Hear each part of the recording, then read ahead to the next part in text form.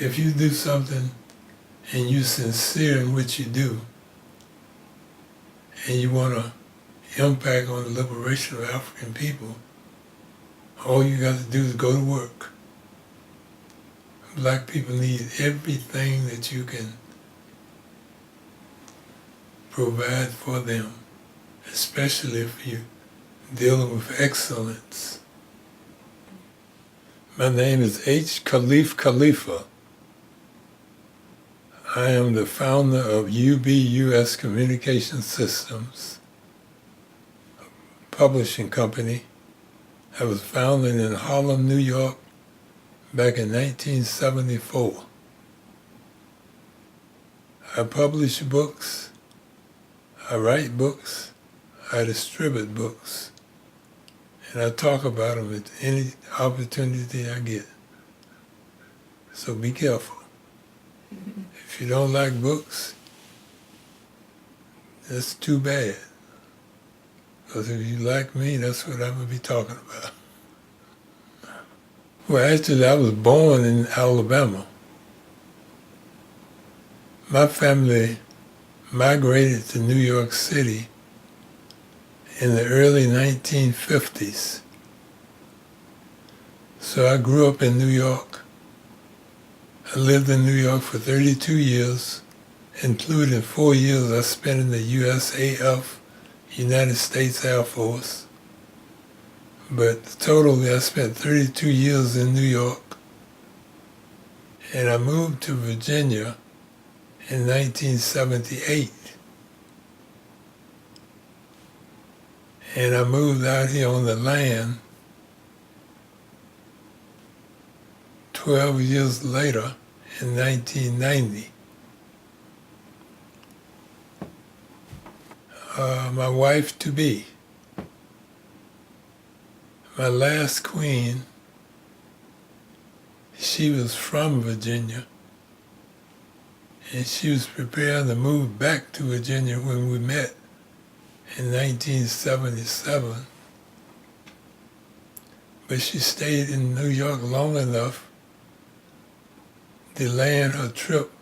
She stayed there long enough for us to fall in love. I would say madly in love, but I'm not crazy. And she's not. She was not. But when I came south to meet her family, to Newport News, I fell in love with the town.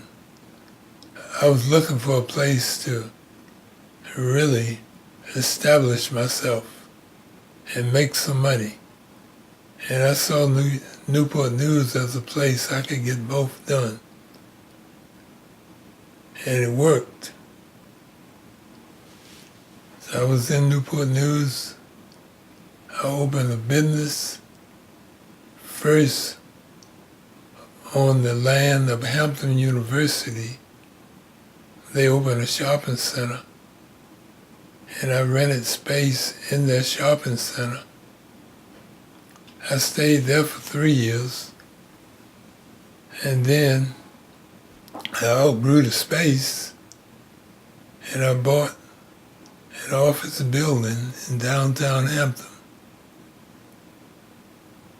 Because in that building is where I established the printing presses, the bindery equipment, and I opened a one-room schoolhouse. That was part of the business. I was owned by the business. So your business that you established in Virginia was grounded in publishing and book writing? Yes, it was established in Harlem, but it was developed, I guess you could say, in Hampton, Virginia. Can you talk about that experience working or operating such a business in Harlem? Were you part of a larger arts and literature community at that time? Only my friends. That was a poetry theater on 125th Street called the Poet Tenture Theater that was run by Richard Barty. So he and I formed an alliance. And we also promoted a poetry reading every Wednesday night in one of the famous nightclubs in Harlem called the Baby Grand. They allowed us to use the back room to have a poetry sessions every Wednesday evening. And I dare say every writer of note made their way to that space at least one time during the 3 or 4 years that it was operating. I'm talking about George Edward Tate patronized the poetry reading, the different poets and writers that came through Harlem. The writers coming from out of town, they made it their business to visit the Baby Grand, and of course the writers around New York City, like George Edward Tate, Rich Barty, the Last Poets. You ever heard of the Last Poets? Mm-hmm. Oh yeah. And I guess Thutmosis Powell, Robert Harris.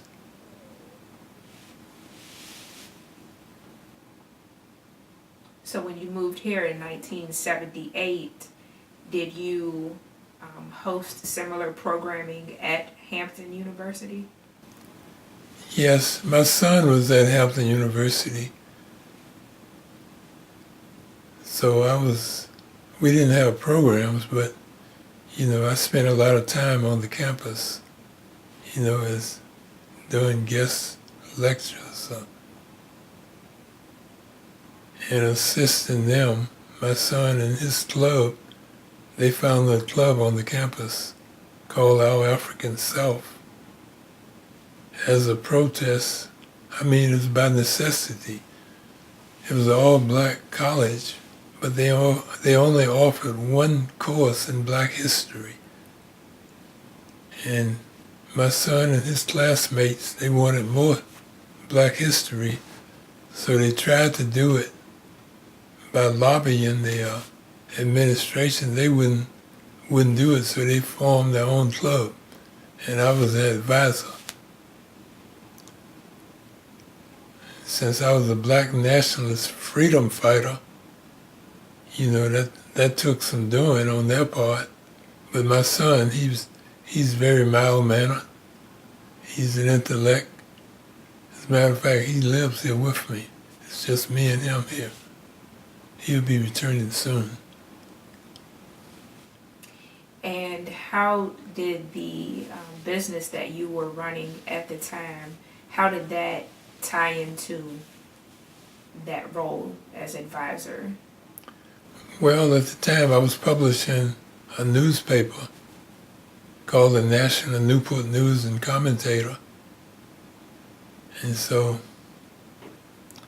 I was able to advise them on starting the publication.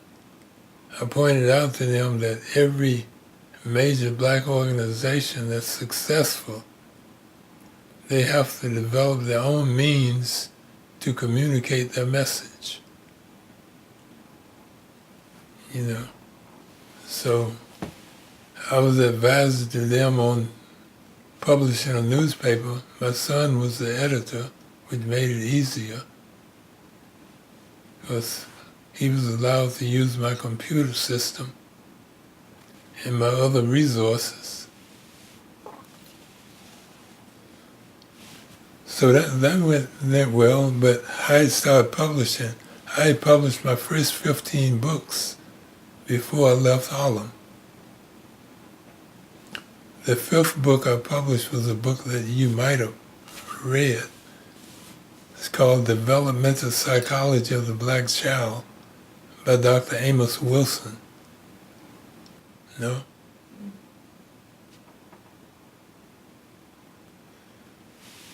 How did you perform research on that book and other books that you have written? Well, Dr. Wilson, he wrote that book as a child psychologist, and he used the information that Caucasian people who conduct studies, have programs and stuff, material that's not germane to what they're looking for, namely to empower white people. If it don't relate to their children or to their race, they would discard that. So Dr. Wilson used that information to put his manuscript together. And he couldn't find anybody to publish it until he got to me. You know, the material proves the superiority. We don't want to, I'm only using superiority in the sense that the information was strong information that did not relate to white children, but it related to black children. The studies prove that black babies are stronger than white babies. They do more of the things that humans do when they're still in the crib. So Dr. Amos Wilson used that information to write his seminal book. Dr. Umar Johnson, Dr. Kanjufu in Chicago, these are black scholars in the field of child development for black people primarily. They all attribute Dr. Amos Wilson, they all cite his work as the work that made a difference in their lives and in their careers. He was strong. If you ever heard of Dr. Umar Johnson, you get some idea of who Amos Wilson was when he came out back in the 1980s. His book was published in 1977 before I left Harlem, but he caught on in the 1980s. He was a strong speaker, like Umar, and he was unafraid to lecture on what his findings were. So I didn't have to do the research. He did his own research. I did read it and did the technical work necessary to get it into print. And Professor John Henry Clark was also a personal friend, neighbor, and mentor. I use the word mentor not reluctantly, but guardedly, because I don't want to attribute anything to that great man. That's a weakness in myself. Same thing for the Honorable Elijah Muhammad. He's the one who made the major difference in my life. Usually when I meet people, young people, I ask them, who was the central person in your life that made a difference in what you do? And most times, us who think we have something to contribute to the liberation struggle of African people, we can point to one person that gave us something that made a difference. So the Honorable Elijah Muhammad, Dr. John Henry Clark, Amos Wilson, and I was older than Amos Wilson. He transitioned when he was 54.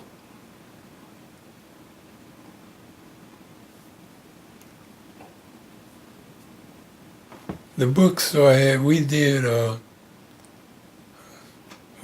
supply some books to the campus, but they had their own general store on campus that was getting most of their books. And the publishing I did was not from the professors at Hampton University. My main market for publishing books was the unlettered class. You know, most people that publish books independently publish books, they don't have degrees. They don't go to college.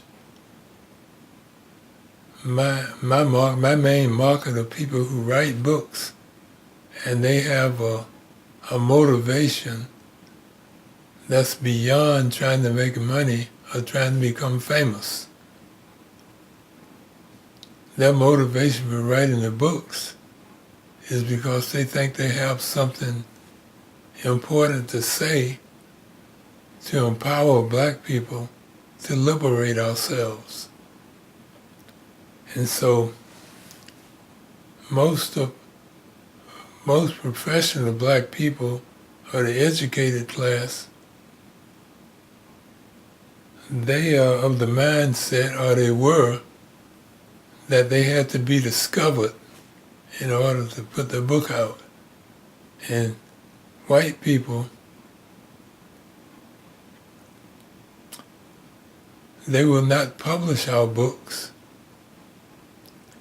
And almost every book of note that's been published by black people, the first copies or the first editions was self-published. What Caucasians did, they demeaned self-publishing. They turned black people off about self-publishing. So most of the ones who took the brainwashing to think there's something wrong in self-publishing, they would write great manuscripts, but they would not take it to the next step. And the next step would be to invest in their own work. Of course, I understand it. By the time you get a manuscript together, you already did a whale of a lot of work. You've done a lot of research, and you've spent time at the typewriter typing it up. And now, when you bring this manuscript of somebody like me, or to Hakeem Adabudi of Third World Press, or Kawanza Kanjufu in Chicago, then if you're going to get that book into print, we're going to tell you how to do it, but it involves a financial investment by you. And that's where I found my niche. I found my edge. Most of the white people that the printing presses that are set up for people to self-publish, they overcharge. You know, like the vanity presses, they call them.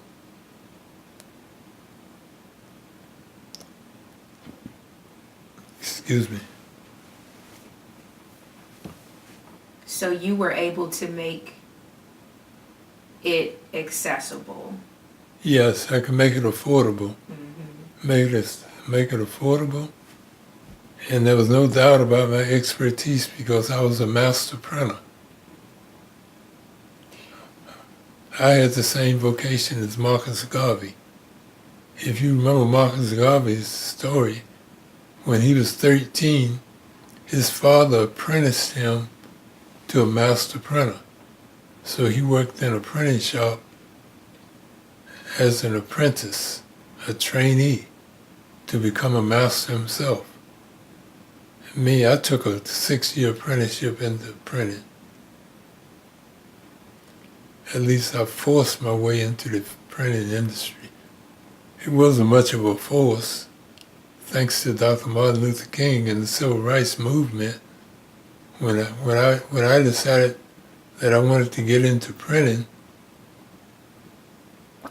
it was not up to the bosses as to who they would make apprentices or train into the mastership into the printing industry. Because of the civil rights movement, they had changed the requirements.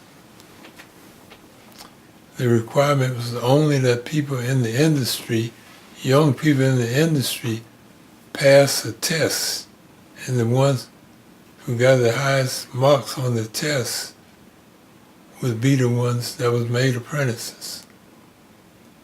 And we're not talking about a little bit of money. I mean, I had a brother who was in the printing industry, and he was always making more money than everybody in the family and the neighbors. And he did not become an apprentice until he had worked in the industry for 9 years, and then they made him an apprentice when they started feeling the heat from the civil rights movement. Now, my background was academic, and printing is a trade. Like when I was in the military, I was not in trade school, and I was not of a mind to go into trade school. I guess you could say it was trade. I was an air traffic controller. So I was in air traffic control in the military. But I guess that would be considered, I don't know what kind of job it would be, but it would not be considered a trade job. But, so when I got into the printing industry, I worked in a shop where my brother worked, and he was the one who was telling me about all the opportunities. And he was the one who trained me to take the test at the next opportunity. I had to work there. I worked there for about a year before they gave a test. And of the 500 candidates for apprenticeships, I finished 6th on the test. What were some of the questions that you had to answer? Most of the questions dealt with English and math. I'm not all that great in math, but English either, as you can see. Coming from a man who's written how many books? 18. But I can read and write. Most of the other candidates, they went to trade school. Where I had friends that went to trade school. Coming out of junior high school, this is where the counselor was trying to steer all the black males into the trade school in the Bronx. And I would have went to the trade school too, except for my sister. She wouldn't have it. So instead you went into the Air Force? No, I went on into high school. Went to an academic high school. Did not complete an academic course, but it was close enough that I learned the value of what they call critical thinking, right? And I learned the liberal arts. I was exposed to that. So I joined the Air Force after a year after getting out of high school, when I realized that I needed more education, I needed more qualifications in order to become something in life. I always had the ambition to be somebody, as Nat Turner's grandmother said, to be somebody great in the hands of the Almighty. So I had the ambition to make a mark in life. And I didn't find it in the Air Force, but the Air Force helped to prepare me for my later life, for where I am now. How would you describe where you are now? Well, I have been instrumental, besides writing with 18 or 19 books, I have been instrumental in the publishing of over 600 books. And that's documented. In 1991, I bought over 1,000 ISBN numbers from the company that was selling the Barker numbers, the ISBN numbers. So each book that I published needed the ISBN number. So very easy to see how many books have been published. So I know that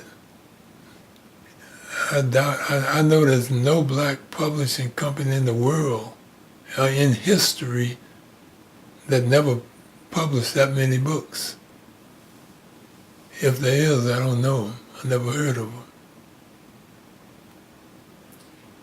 So I would take it that independent historians and other authors are familiar with you and your services. A lot of your work came through word of mouth. Oh yeah, and the newspaper that I published for 20 years. But word gets around for black people, when you have something that's of value to black people. If you do something and you're sincere in what you do, and you want to impact on the liberation of African people, all you got to do is go to work. Black people need everything that you can provide for them, especially if you're dealing with excellence. I published some books in the 1970s when Dr. Amos Wilson came in. Some of the books came from the poetry reading that we sponsored. And others came from attending programs and doing workshops. And then the word just got to get around. One of the books that I published that I know for certain you probably know about if you haven't read it,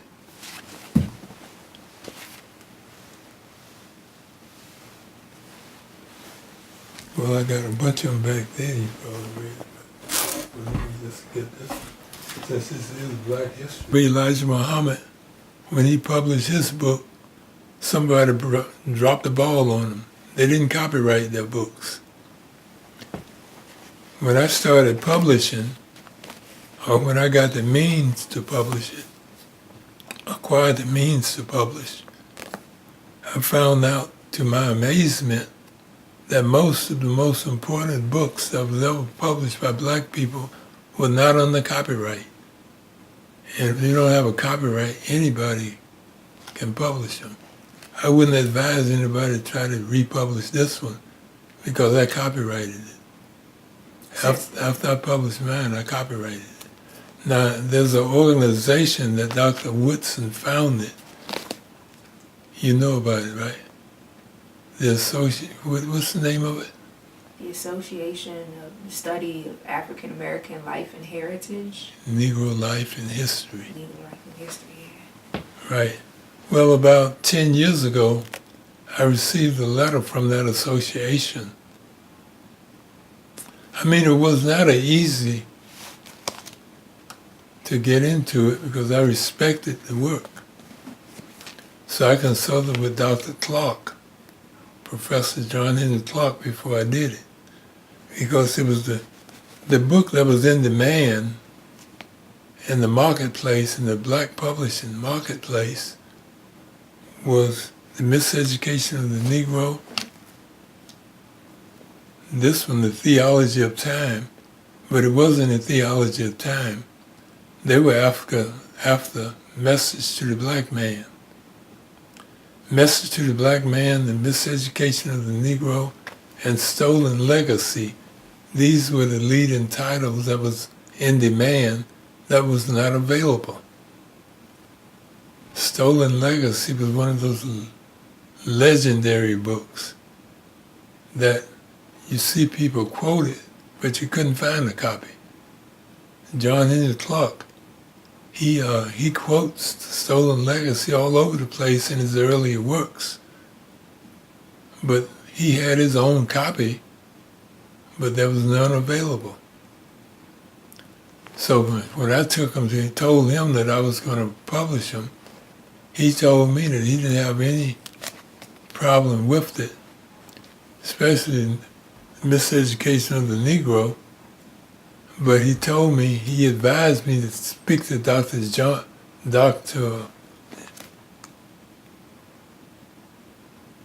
Yusuf Yakanan. Yusuf Johannan. You ever heard of him? Well, anyway, he did the research on ancient Egypt, ancient Kemet. You ever heard of Stolen Legacy? Well, Stolen Legacy is the book that, this is my cover for Stolen Legacy, and it says right here on the cover, Greek philosophy is stolen Egyptian philosophy. Now we all hear that the Greeks went into ancient Kemet and stole the philosophy or stole the books and put their name on the books, you know. But we didn't have no proof until George G.M. James wrote this book called Stolen Legacy. He tells how they did it. He has the documentation that they did it. So Dr. Clark told me that he advised me to speak with Dr. Ben.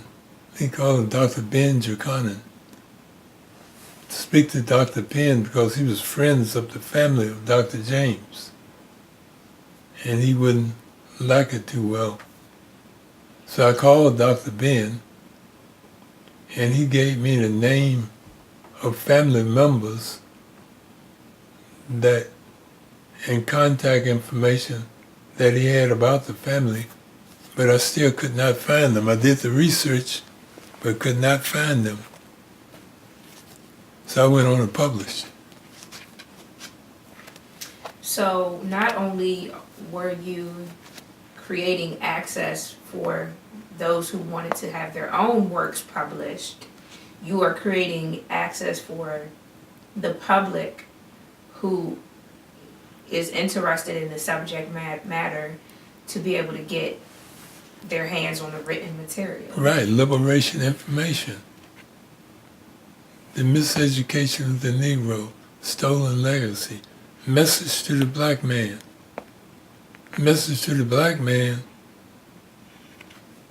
Stolen Legacy, and the Miseducation of the Negro, along with The Destruction of Black Civilization by Dr. Chancellor Williams.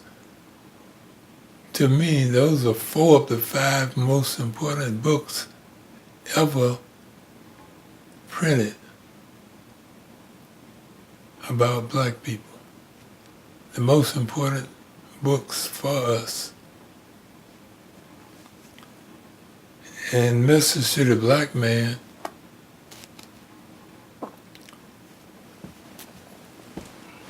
now of course Message to the Black Man was a different story because that's Nation of Islam material. And anybody who messes with Nation of Islam material, if you mess with it, you're messing with the FOI, the mighty FOI, as we call ourselves. FOI standing for? Fruit of Islam. That's the military of the nation.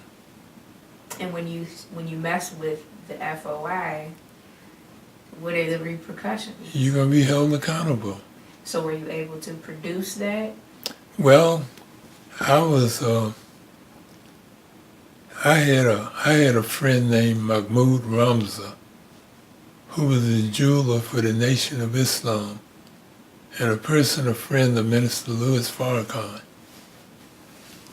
Ramza and I we were friends and partners.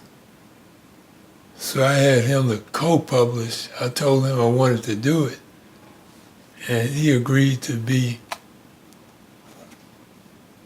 my co-publisher. But he wouldn't touch it unless he got permission from Minister Farrakhan. So he called Minister Farrakhan. And Minister Farrakhan he just told him what the courts had said, that the material that the Honorable Elijah Muhammad left us belongs to the believers.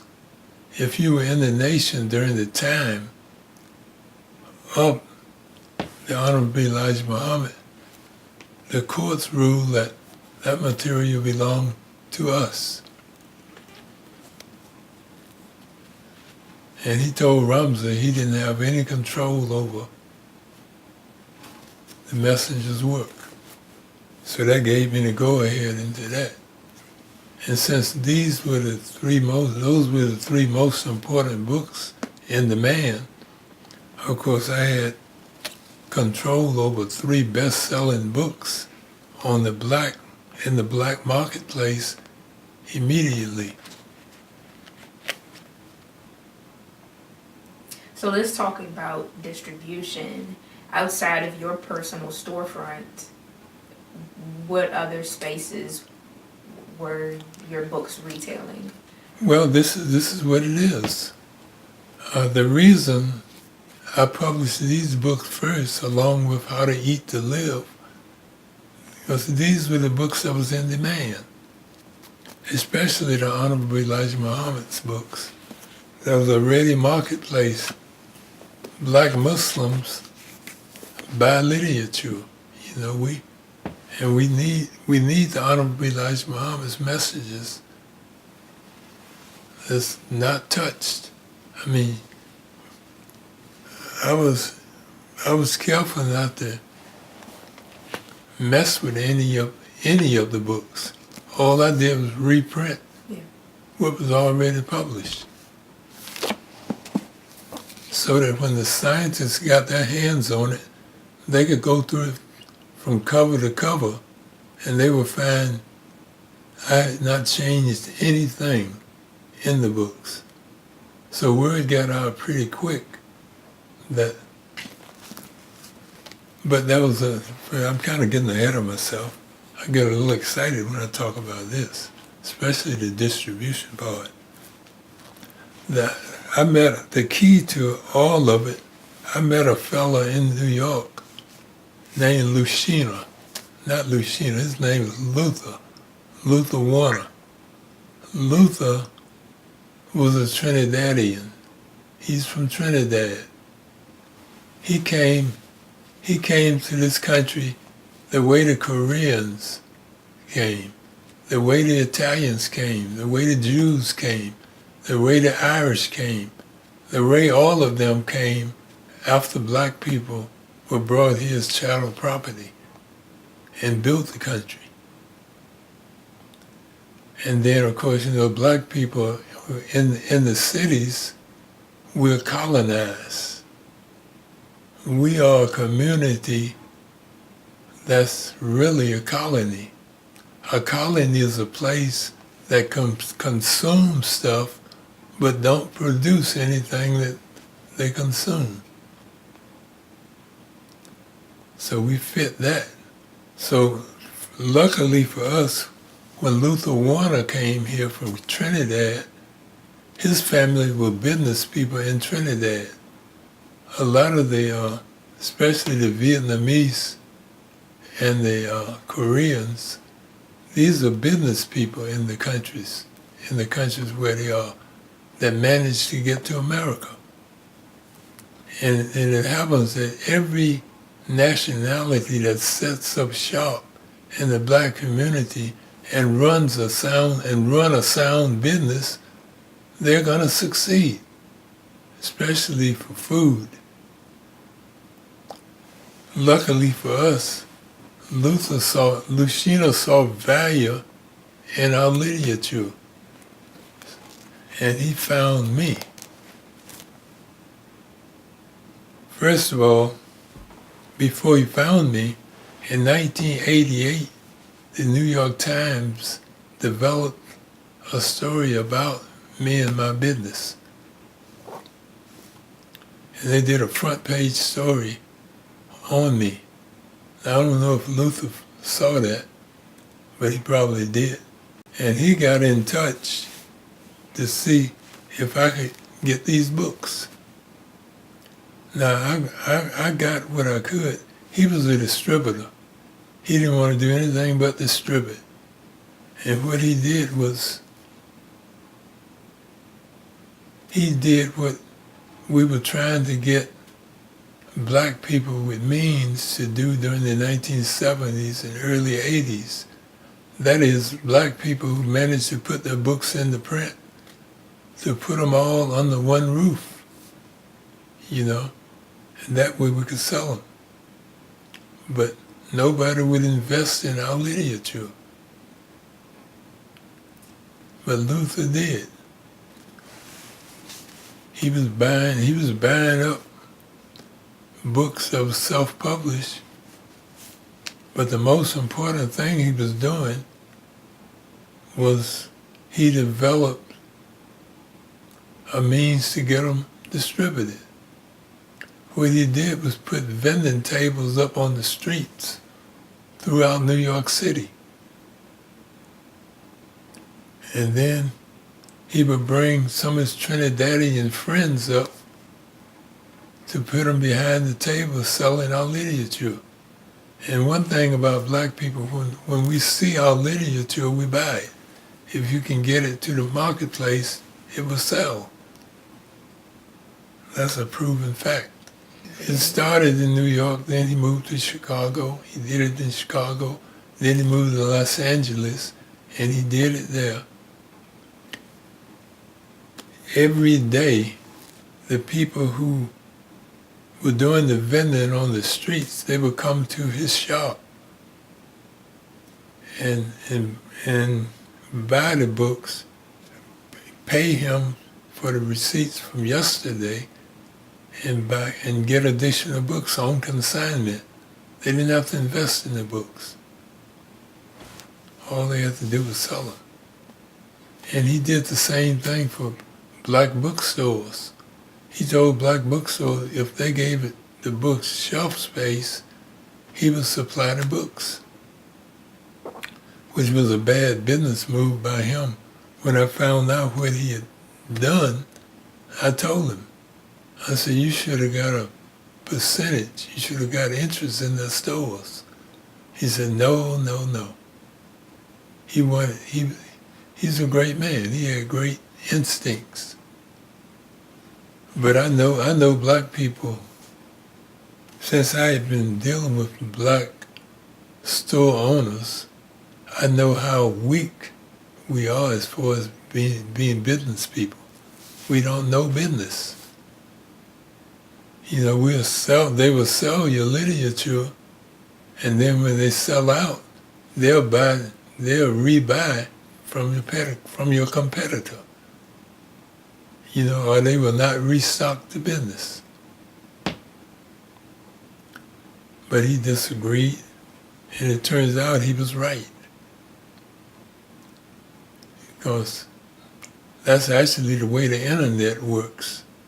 The ones that succeed on the internet, they start out giving away the space. Something very, very predictable happened. I mean, the New York Times ran that story on me in 1988. And that was around the same time that Lucina invested. See, I was buying the books, but then my sources for the books, especially Message to the Black Man, I wasn't buying these.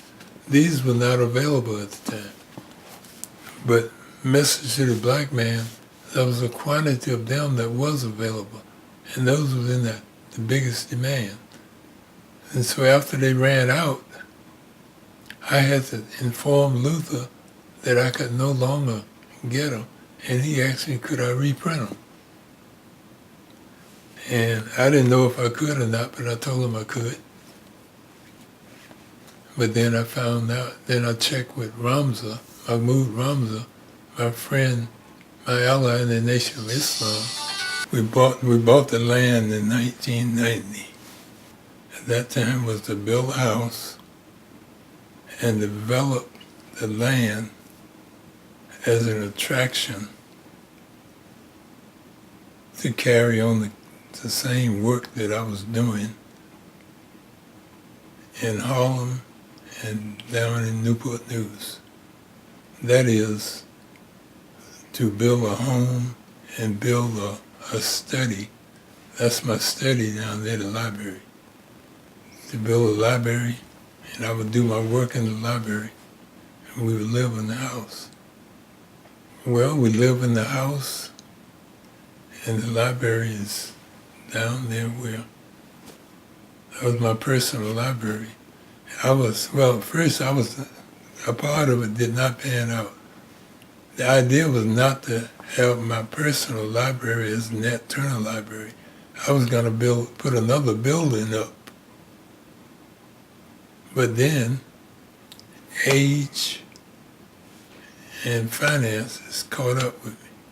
So rather than try to put another standalone building up for the Nat Turner Library, I decided to go and convert my personal library into the Nat Turner Library. The Nat Turner Library, is to be set up as a place, as a repository for the liberation information for black people. If you ever been to Wikipedia, you know what Wikipedia is online? Mm-hmm. Yes.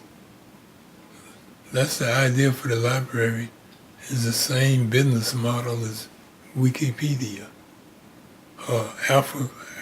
Afro-Worldpedia is a better business model.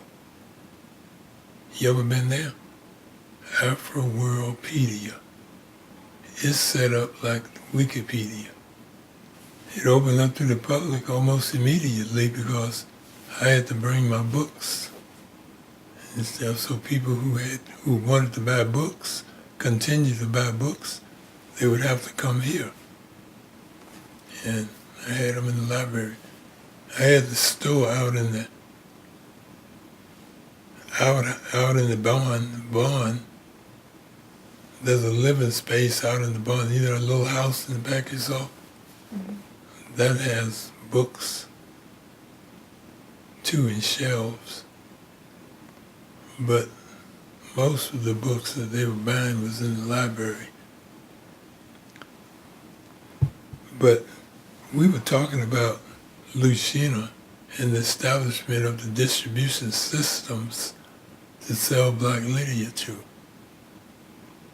See, we always knew that black literature sells because during the 70s and 80s, Caucasian people with the chain stores, they would sell our books. We could get them to let us sell a few books in their stores, and they would always sell out. But they would never stock them. So the challenge to us was to establish the marketplace. And so with Lucina, the marketplace was those tables. And then putting the money, generating the money and putting it in the hands of somebody like me.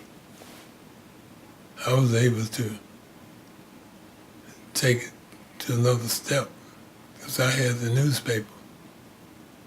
And in my newspaper I would give a free listing for black bookstores and black book publishers and black book distributors. Because my newspapers was designed to be a trade publication for the industry. I'll show you a copy of it when we go downstairs. So, but we developed the marketplace, and then once we developed the marketplace, we were making enormous money. So that's why I was able to invest in the building and then invest in the land. Unfortunately for Luther, since they were Trinidadian people and they were already in business, and most foreign people who come to America, there's a certain disdain that they have for black people that they find here.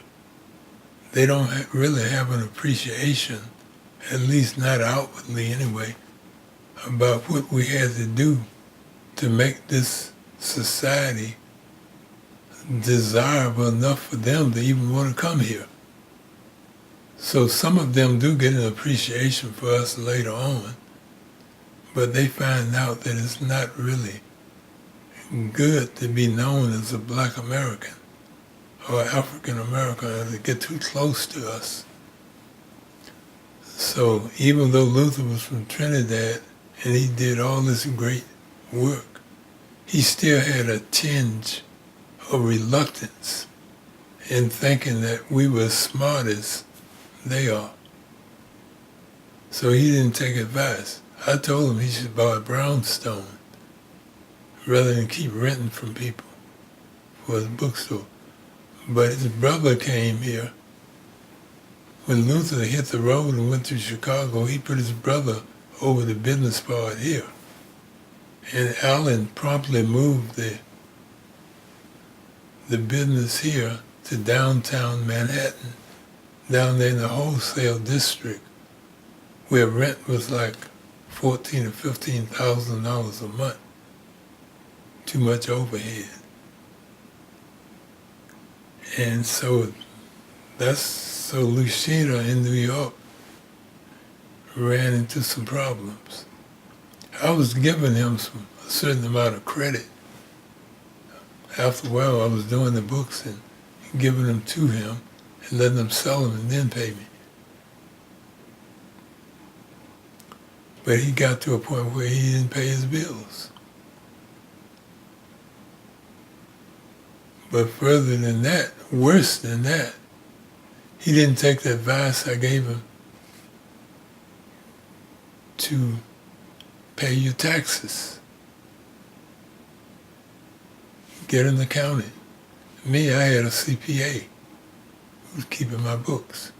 He didn't have one, so when the IRS came at him, he didn't pay them, and he didn't have the papers.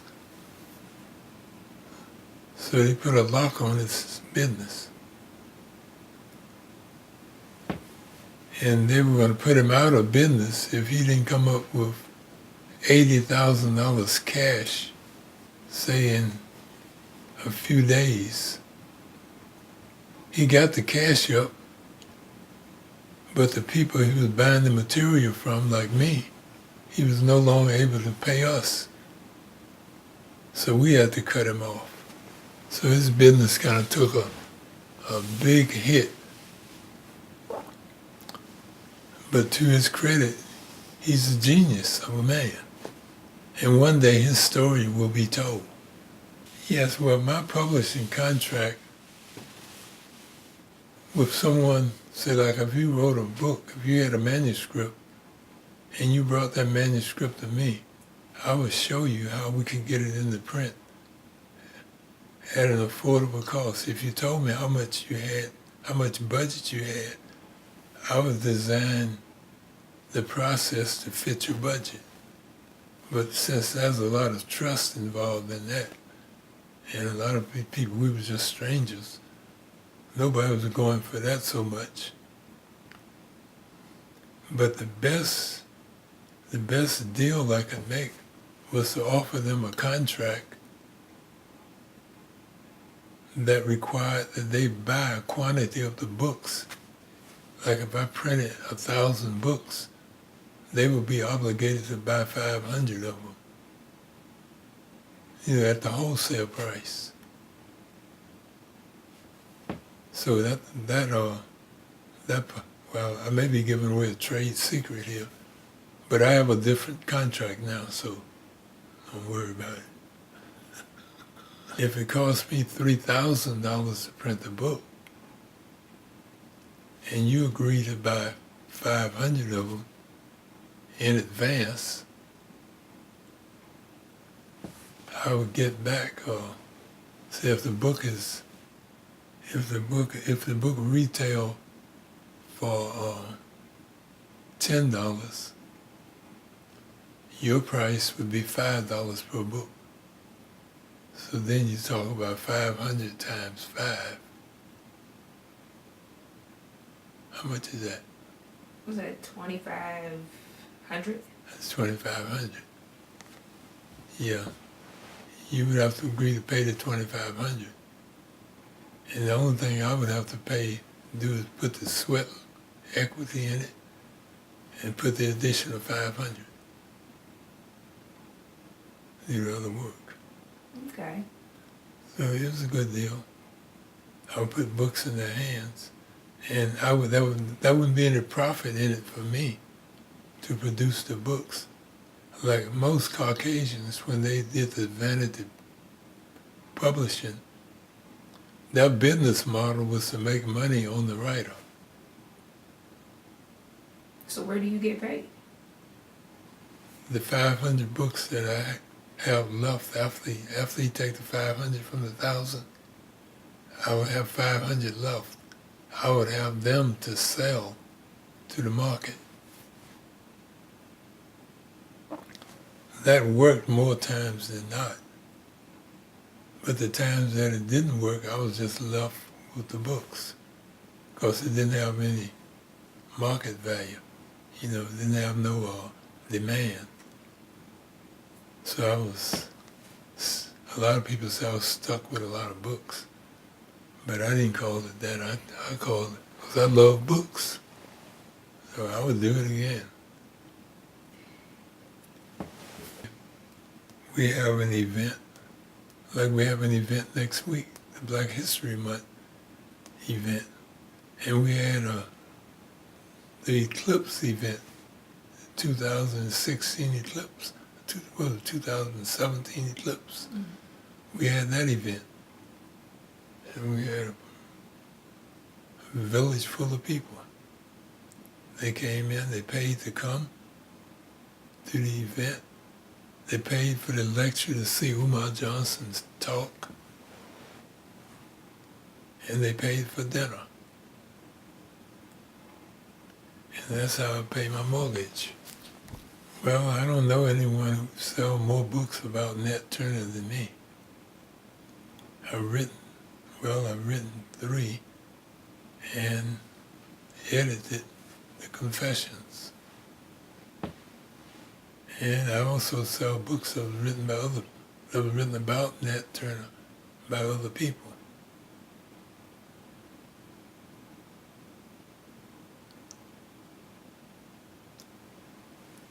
At Amazon, we opened up an account at Amazon. Before Amazon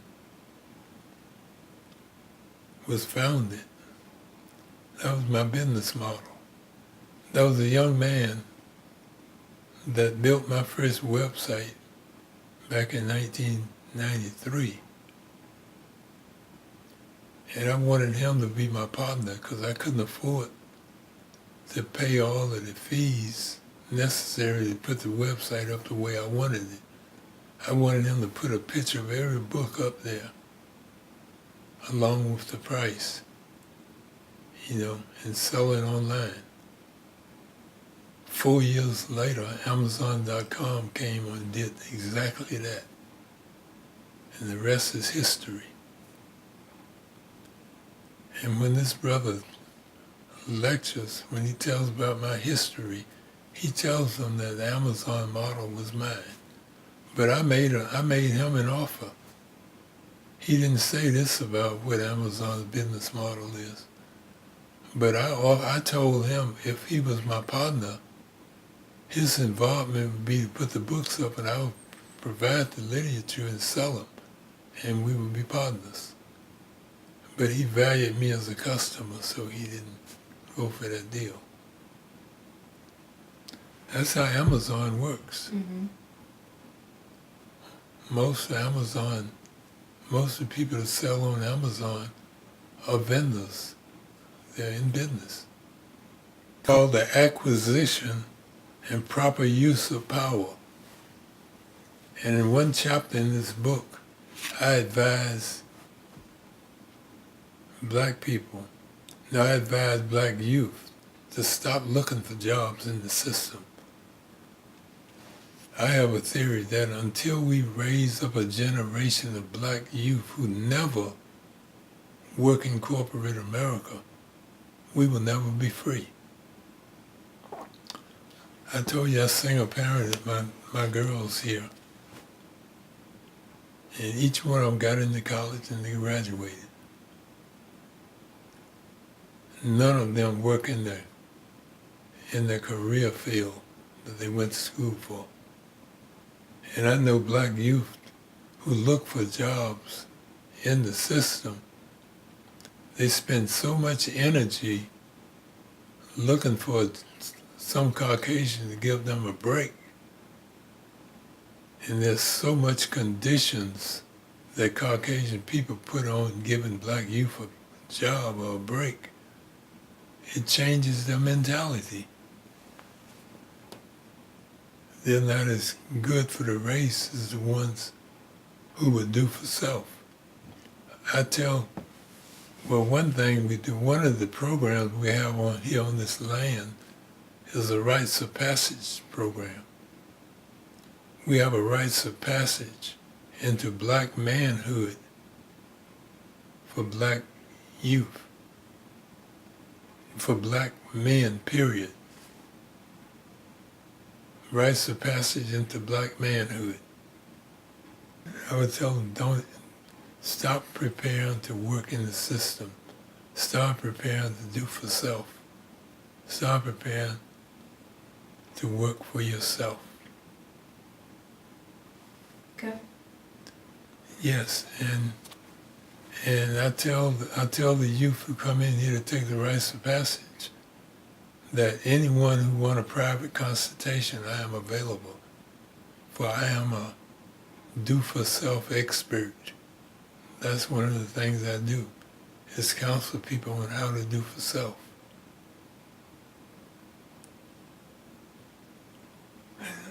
As we used to say back on the block, is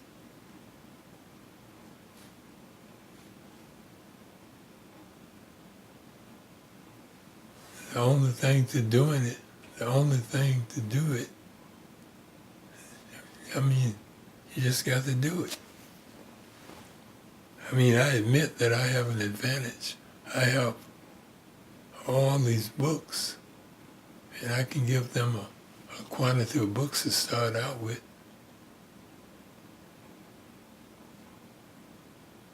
And that's another thing. And if they got a book, if they had a store, I have put bookstores in business. I would put the book. This is Lucino's model. Remember I told you he was telling the bookstores if they provided shelf space, he would give them the books. I took it another step. I told them if they got the store, I had enough books to inventory the whole store. And I have done that several times. Any examples? Just a couple. Well, there's a brother up in Baltimore named Brother Natty. Now he's from Trinidad too, and he's the largest book distributor probably in the history of black literature. But when I first heard from him, he was a street vendor, and he wanted to be a distributor. He wanted distributor discounts, and I would not give them to him. I told him what made him think that he was a book distributor. He said that's what he wanted to do. So I sent him cases of books rather than a few books for a bookstore or to put on his table. And he parlayed that into becoming the largest book distributor. I invested in him, and it worked out. There are others, but I can't think of them right offhand. Well, they can expect they can get some information about Nat Turner. And if they want to do further research from what I tell them about Nat Turner, we have the literature that documents what I'm telling them, what I tell them. How long have you been documenting and researching Nat Turner? Well, go back to Dr. John Henry Clark. When I was still in school myself, in apprenticeship school, there was a white fella named William Styron. I think it was William Styron. Yeah, William Styron. He wrote a book about Nat Turner. He tried to demonize Nat Turner. You read the book? You heard about it? Yeah, he won a Pulitzer Prize trying to fictionalize and demonize Nat Turner. I didn't read it, but my wife at the time, she reviewed the book for me, so I knew I didn't want to read it. But one day in the black bookstore in Harlem, I picked up a pamphlet called William Styron's Nat Turner, 10 Black Writers Respond. And that book was edited by Dr. John Henry Clark. So I bought that. So I knew what I wanted to do with my skills as a printer. I didn't want to continue to work in Caucasian America producing white literature. So I knew I was not going to be doing that. I was going to go into business when I got out of school. But this made it possible for me to think of, to pinpoint what area that I wanted to go into business. So I saw what Dr. Clark did. And when I read his book, I realized I could do that. Just organize, let people submit essays to you, organize them into books. But I made up my mind on the spot that I wanted to do at least two things. I wanted to meet Dr. Clark, and I was going to start producing literature. And I was able to do both. And Nat Turner, ever since that time, has been a subject of interest. Right, he's been the driving force behind everything I did in publishing, or in the liberation of African people. Why do you say that? Oh, because he represents the kind of man, or the kind of commitment that all of us who really realize what white people did to us, how they sold our relatives, and how they still oppress us and circumvent our potential as humans.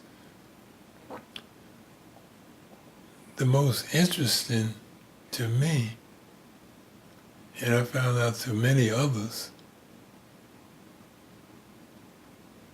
the ones who were committed to the extent where they fought back, they had the most interest for me as a warrior, right? I wanted to find out who fought back. And those were the books you could find the least of. even in black bookstores, there was just not a lot of literature on the work of people who fought for liberation. Like Denmark Vesey didn't actually fight, but he organized the people to begin a revolt.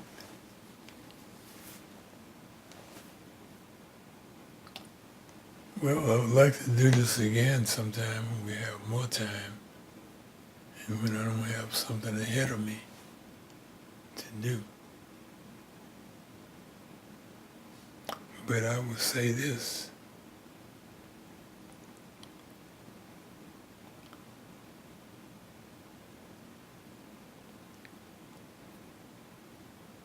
But the advice to black youth would be, and to you, find what you want to do, find what you like to do, and stick with it. Stay with it, whatever happens. That it's just as easy to do big, great things as it is to do small things in life. And get your spirituality together. It's not just about material.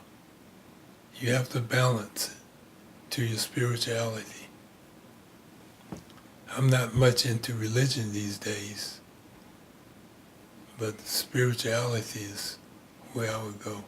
I would tell them to read the Theology of Time and the Message to the Black Man to get a foundation about the kind of spiritual way of life